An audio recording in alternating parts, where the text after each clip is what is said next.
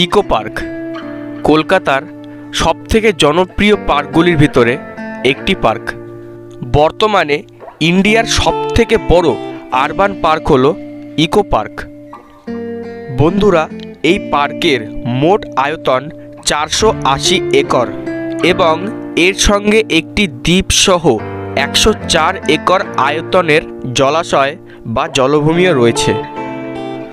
নানা আকর্ষণীয় জিনিসের সম্ভারে সাজানো এই পার্ক বর্তমানে তোমাদের সকলের একদিনের ছুটি কাটানোর সবথেকে পছন্দের একটি জায়গা ইকো পার্ক। ইকো পার্ক কোথায় অবস্থিত, কি করে তোমরা ইকো পার্কে যাবে, কিভাবে ঘুরলে তোমরা এই এত বড় পার্কটা একদিনেই কভার করতে পারবে, ইকো পার্কের টিকিট মূল্য কত আর কত টাকা এখানে ঢুকলে খরচ হয়। তো চলো গাইস, আজকে আমরা এই ভিডিও থেকেই জেনে নেব ইকো পার্ক ঘোরার সব ডিটেলস। তো ভিডিওটা তো খুবই ইন্টারেস্টিং হতে চলেছে। রিকোয়েস্ট শুধু তোমাদের কাছে একটাই, লাস্ট অবধি তোমরা ভিডিওটা প্লিজ দেখো। আশা করি তোমাদের ভালো লাগবে আমার এই ব্লগ ভিডিওটা। So hey guys, welcome back to our blog channel again. কেমন আছো তোমরা সবাই? আশা করি সবাই ভালো আছো, আমি ভালো আছি। তো চলে এসেছি আরও একটা চকচকে ঝকঝকে স্যানিটাইজিং ব্লগ নিয়ে। তো তোমাদের তো বললাম আজকে কেমন করে 4 দিনের ভিতরে আমরা ইকো পার্কটা পুরো কভার করতে পারি কিনা সেটাই তোমাদের দেখাবো। আর দেখতে পাচ্ছ আমরা চলে এসেছি, এখন আমরা রয়েছি গেট নম্বর 2-তে। এখন আমরা টিকিট কাটতে যাচ্ছি, কত কি দাম, প্রাইস কত কি পড়ছে টিকিটের সেটাও তোমাদের বলবো। চলো টিকিটটা প্রথমে কাটা যাক। গাইস, টিকিট মূল্য ইকো পার্কের মাত্র 30 টাকা। আর আগে যখন আমরা আসতাম এখানে ক্যামেরা নিয়ে ঢুকলে 50 টাকা এক্সট্রা ভাড়া লাগতো, কিন্তু এখন সেটা লাগে না, এটা টোটালি ফ্রি করে দিয়েছে। আর এখানে আমাকে ব্লগ করতে বারণ করছিল, কিন্তু পরে আবার সব ঠিক হয়ে গেছে। তো গাইস, এখানে একটা সিন হয়েছে, আমি ট্রাইপড আর মাইক সেট আপ করে নিয়ে ব্লগিং শুরু করছিলাম। আমাকে কাকা বলছে যে ব্লগ করে অ্যালাউ নেই, তুমি কি নিয়ে এসছো, ব্লগ করা যাবে না আর কি, ভিডিও করা যাবে না। ওরা একটা কাকা এসে বললো যে না অ্যালাউ আছে, ফোন দিয়ে করে অ্যালাউ আছে, কিন্তু ভিডিও ক্যামেরা যেটা আছে ওটাতে অ্যালাউ নেই। আমি তো ভয় পেয়ে গেছিলাম, নাহলে আমার ইকো পার্কে আসা পুরো বেকার হয়ে যেত। খুব কষ্ট যে বলো শোনা গো আমার। তো ফাইনালি গাইস, আমরা চলে এসেছি এখন জাপানিজ ফরেস্ট। এটা হচ্ছে এন্ট্রিয়ালসটা দেখতে পাচ্ছ কত সুন্দর। এখানে কিছু একটা সিংহ টাইপের, জাপানিজ সিংহ বা কিছু একটা জানি না, জাপানিজ ফরেস্ট। 2 নম্বর গেট দিয়ে আসলে ফার্স্টে দেখার জিনিস যেটা আছে সেটা হচ্ছে এটাই জাপানিজ ফরেস্ট। আগে এটা টাকা দিয়ে ঢুকতে লাগতো, এখন পুরো ফ্রিতে এটা ঢুকতে পারবো আমরা। তো ভিতর দিয়ে ঢোকার পরেই প্রথমে তোমরা যেটা দেখতে পারবে গৌতম বুদ্ধর একটা স্ট্যাচু আছে এখানে, কত সুন্দর দেখতে পাচ্ছ। ওয়াও, চলো দেখা যাক আর কি কি আছে। আর দিনটা আছে খুবই ভালো, ওয়েদারটাও খুব ভালো আছে এখানে। এই জাপানিজ ফরেস্টে আসলে তোমরা জাপানের একটু ফিলিংস পাবে তোমরা। একটা গেট,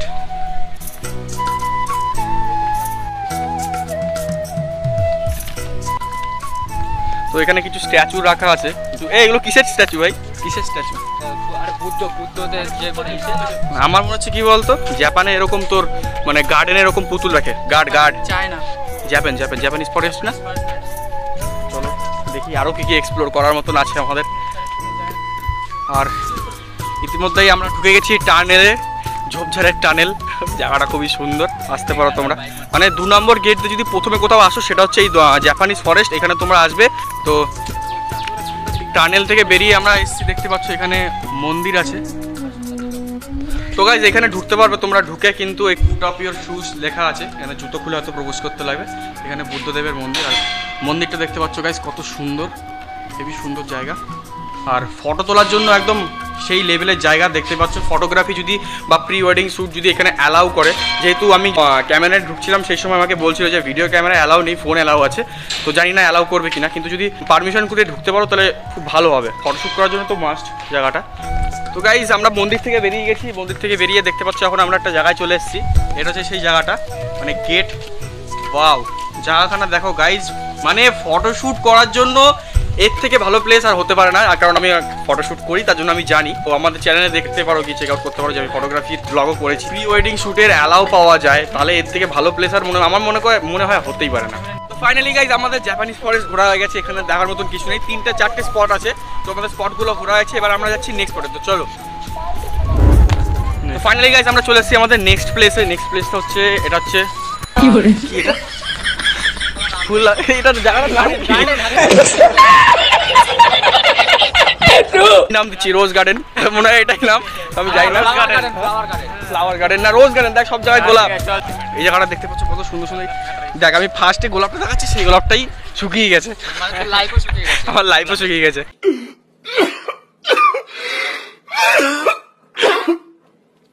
গাইস কত রকমের গোলাপ এখানে দেখতেই পাচ্ছ তোমরা, অনেক রকমের ভ্যারাইটিসের গোলাপ আছে, কিন্তু হাত দেওয়া যাবে না, বাইরে ওয়ার্নিং দেওয়া আছে।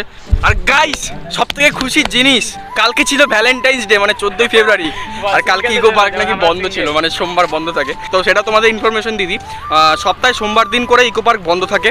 ওকে, এখন যেহেতু শীতকাল হালকা হালকা আছে, যেহেতু তার জন্য সকাল 11টা দিয়ে সন্ধ্যা অবধি ইকো পার্ক খোলা থাকে, আর সপ্তাহে একদিন বন্ধ থাকে ইকো পার্ক। এই যে কত রকম ফুল।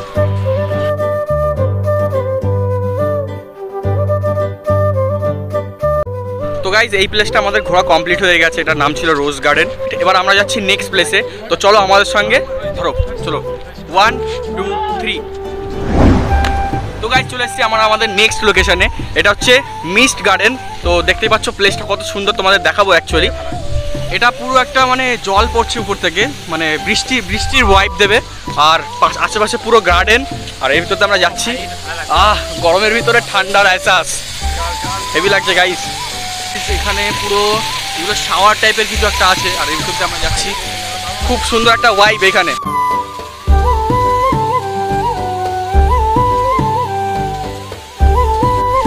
গাইস এই ইকো পার্কটা মানে একদিনে কভার করা বহুত ডিফিকাল্ট ব্যাপার, কারণ এটা 480 একর এরিয়া নিয়ে ফেলানো, বুঝতে পারছো। এটা মানে কভার করানো কোনো মুখের কথা না, তাও আমরা চেষ্টা করবো কতগুলো প্লেস আমরা কমপ্লিট করতে পারবো। কিন্তু তার মাঝখানে আমরা ফটোশ্যুট করছি, মানে এরা সবাই ফটোশ্যুট করছে, তো ওইখানে টাইম ওয়েস্ট হয়ে গেছে বেশি। মানে আসার পরে আমরা 2 ঘন্টা প্রায় ফটোশ্যুটই করলাম, ঠিক আছে। তো এখন আমি ব্লগ করতে বেরিয়েছি, মানে একটু ঘুরছি ফিরছি এদিক ওদিক। ভাই বৃষ্টি পড়ছে।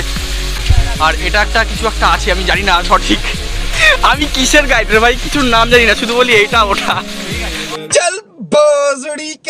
তো গাইজ আমরা এসেছি টোটাল 7 জন। তো সবার সঙ্গে তোমাদের ইন্ট্রোডিউস করে দিই কে কে আছে আমাদের সাথে।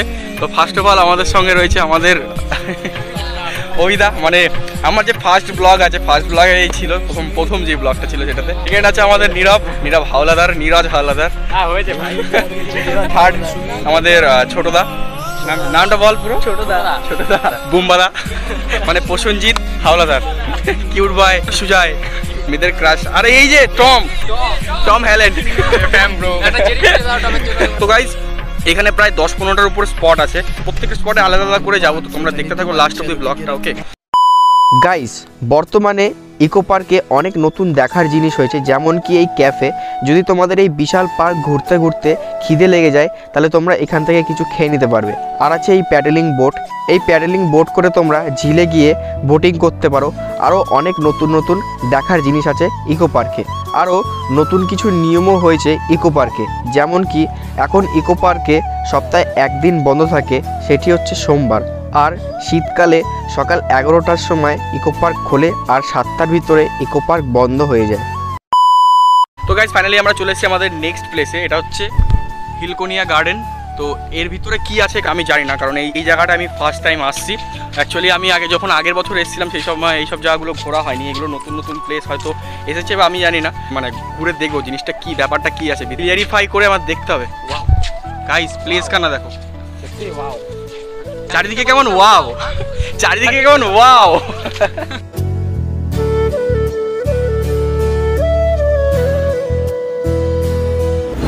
আমরা চলে এসেছি আমাদের নেক্সট প্লেসে, ভাস্কর্য বাংলা ইতিহাস উদ্যান। এটার ভিতরে আমরা এখন ঢুকবো। এর ভিতরে বাংলার কিছু ট্রেডিশনাল কিছু হয়তো থাকতে পারে, তার জন্য আমরা ঢুকে দেখছি কি আছে, দেখতে পাচ্ছ। আর মানে এটা যখন আমি আরও 1 বছর আগে এসেছিলাম, সেই সময় বন্ধ ছিল, হয়তো কাজ চলছিল বা কোনো প্রবলেম ছিল, তার জন্য হয়তো এটা খোলা ছিল না। কিন্তু আজকে এই বছর এটা আমি ফার্স্ট টাইম ঢুকছি। দেখতে পাচ্ছ কত সুন্দর এখানে ডিজাইনিং, কি আছে এগুলো ভাই। তো গাইজ এটা হচ্ছে বাংলার ইতিহাস উদ্যান। এখানে যারা বাংলার গর্ভ, তাদের কিছু সুন্দর মূর্তি করা আছে, যেমন ঈশ্বরচন্দ্র বিদ্যাসাগর, রবীন্দ্রনাথ ঠাকুর, নেতাজি সুভাষচন্দ্র বোস, আরও অনেকের। তো জায়গাটা খুব ভালো, ইকো পার্কে আসলে তোমরা এখানে অবশ্যই এসো। গাইজ ফাইনালি আমরা চলে এসেছি আমাদের নেক্সট প্লেস, যেটা হচ্ছে মার্কস গার্ডেন। তো এই জায়গাটা তোর মুখে মাস্ক কোথায়, যখন মার্কস গার্ডেন তো আমরা বন্ধু রয়েছি, তার জন্য আমি মাস্কটা পরছি না। যখন ক্রাউড এলাকায় যাচ্ছি তখনই আমি মাস্ক পরে নিচ্ছি। আমরা মাস্ক পরে রয়েছি, তো মাস্ক পরে তো আমার মুখের এক্সপ্রেশন তোমরা বুঝতে পারবে না। ওকে, তার জন্য আমি মাস্কটা খুলে দিয়েছি। এই জায়গাটা বাচ্চা আছে বা বড় আছে, তাদের জন্য খুবই একটা আকর্ষণীয় জায়গা। দেখতে পাচ্ছ কত রকমের মাস্ক এইখানে রয়েছে, মানে বুঝতে পারছি না এগুলো কি মাস্ক, কিন্তু অনেক সুন্দর মাস্ক আছে। তার জন্য এই জায়গাটার নাম মার্কস গার্ডেন। একটুখানি জায়গা নিয়ে জায়গাটা, মানে অল্প একটু জায়গা নিয়ে, কিন্তু খুব ভালো জায়গাটা। তো গাইজ আমি চলে এসেছি এখন পৃথিবীর সবথেকে উচ্চতম স্টেশন মানে হিল স্টেশন। তো দেখতেই পাচ্ছ ওনারই একটা ছোটোখাটো রূপ এখানে দিয়েছে। এই যে আমাদের টয় ট্রেন এখানে রাখা আছে শোপিস করে, আর এখানে দেখতে পাচ্ছ ওরকমই ফিল দেওয়ার জন্য ওরকম সেম টু সেম করে দিয়েছে এখানটায়। তো ফাইনালি গাইজ আমরা চলে এসেছি ইকো পার্কের সবথেকে আকর্ষণীয় জায়গা 7 ওয়ান্ডার্স। এখানে দেখতে পাবো আমরা 7 রকম আজুবা যেটা আছে, পৃথিবীতে 7 রকম যে আজুবা আছে সেটা আমরা দেখতে পারবো এখানে। তো তোমাদেরও দেখাচ্ছি আমি। তো চলো, প্রথমে আছে আমাদের কাছে পিরামিড, ইজিপ্টের পিরামিডে। চলো চলো চলো দেখি কেমন ভিউ আছে জানি না। গাইজ আমরা ঢুকে গেছি পিরামিডের ভিতরে, আর দেখতে পাচ্ছ কত সুন্দর সব ডিজাইনিং কাজ করা। কিন্তু গাইজ এটা পুরো রিয়েল না, এটা একটা প্লাস্টিকের উপরে প্রিন্টিং করা আছে, এইচডি প্রিন্ট। আর এখানে একটা মমি রাখা আছে। তো যদি তোমরা 7 ওয়ান্ডার্সে না আসো ইকো পার্কে এসে, তাহলে তোমাদের ইকো পার্ক আসা পুরো বৃথা। আর আমরা এখন চলে এসেছি তাজমহলে।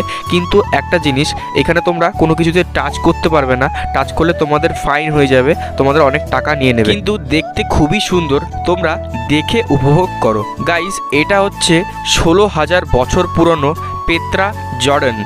বিদেশে গিয়ে এই পেত্রা জর্ডান দেখার সৌভাগ্য বা সামর্থ্য সবার থাকে না, কিন্তু মাত্র 30 টাকার টিকিট কেটে 7 ওয়ান্ডার্সে এসে তোমরা এটি দেখতে পারবে। গাইস এটি হচ্ছে ক্রাস্ট দ্য রেডিউমার স্ট্যাচু। এই স্ট্যাচুটি অবস্থিত ব্রাজিলের রিও ডি জেনেরিও শহরে। গাইস এটি হচ্ছে মোয়াই স্ট্যাচু, এটি অবস্থিত ইস্টার আইল্যান্ডে। এই স্ট্যাচুগুলির রহস্য আজও পর্যন্ত কেউ বুঝতে পারেনি। গাইজ তোমরা যদি দমদম এয়ারপোর্টের দিক থেকে আসো, তাহলে তোমাদের ইকো পার্কের গেট নম্বর 4 প্রথমে পড়বে, আর এই 7 ওয়ান্ডার্সও তোমরা প্রথমে দেখতে পারবে। আর যদি তোমরা বিশ্ব বাংলা গেটের দিক থেকে প্রথমে আসো, তাহলে তোমাদের পড়বে গেট নম্বর 1, আর ওখান থেকে তোমরা দেখতে পারবে প্রথমে দ্য জাপানিজ ফরেস্ট। দেখতে দেখতেই সন্ধ্যা হয়ে গেল। আর গাইস বলতে তোমাদের খুবই ভালো লাগছে যে আমরা ইকো পার্কটা পুরো কভার করেছি ঘুরে, আর শুধু একটা স্পটই বাকি আছে, সেটা হচ্ছে আইফিল টাওয়ার। সেখানে আমরা যাব। আর দেখতেই পারছো গাইস রাত্রিরের ভিউটা, রাত্রিরের দৃশ্যটা ইকো পার্কের কত সুন্দর। আর এখানে অনেক লোক জমায়েত হয়েছে, কারণ এখানে এই ঝর্ণার উপরে হলোগ্রাম লাগিয়ে অনেক রকমের ছবি দেখানো হচ্ছিল, আর লাইটের সাহায্যে অনেক রকমের খেলা দেখানো হচ্ছিল। তো এটা দেখতে খুবই ভালো লাগছিল। ইকো পার্ক সন্ধ্যা 7টার সময় বন্ধ হয়ে যায়। তো যারা ইকো পার্কে লাস্ট অবধি থাকো, তারা অবশ্যই এটা দেখে যাবে, তো তোমাদের খুবই ভালো লাগবে।